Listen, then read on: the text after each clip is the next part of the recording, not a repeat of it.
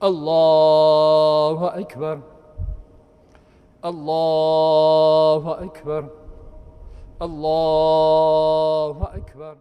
Mira besimtar nga Shkupi mëngjesin e sotëm mbushën radhët në xhami për të falur namazin e sabahut dhe atë të Kurban Bajramit. Manifestimi qendror për faljen e Kurban Bajramit u bë në xhaminë e Mustafa Pashës. Gjatë ceremonisë u recituan ajete nga Kurani dhe u kënduan ilahi të ndryshme.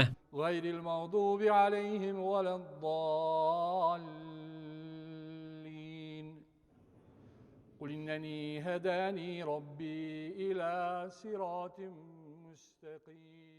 Në hutbën e Bajramit, kreu i Bashkisë Fetare Islame Shaqir Efendi Fetahu veç urimit, përsollje dhe mesazhe për paqe, mirësi dhe solidaritet. Sipas kreut të BFI-s, Kurbani na mëson se nuk ka vepër madhore pa sakrifica dhe flijime madhore dhe se njeriu vlen aq sa është i gatshëm të ndajë me të tjerët atë që është më e dashur për të.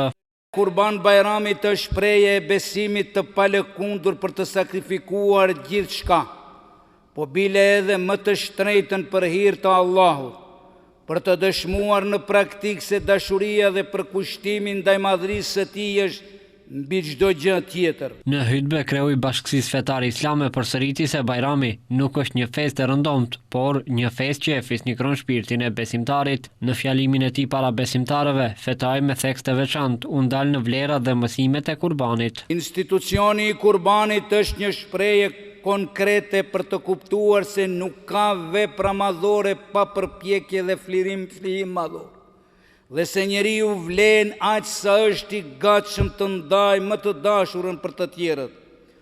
Andaj festa e Kurban Bajramit nuk është thjesht një ditë feste, por është festë që edukon besimtarin të jetë bujar, fisnikron shpirtin dhe zemrën, e bën pjesëmarrës në vepra të mëdha. Në fund të porosisë së tij, pasi uroi të gjithë besimtarët e vendit, kreu i Bashkisë Fetare Islame tha se në kohën e sfidave të mëdha, kjo festë na kujton se është domosdoshme të angazhohemi në eliminimin e problemeve me të cilat përballet njerëzimi, të promovojmë shpirtëroren dhe të përhapim paqen në vend të luftës.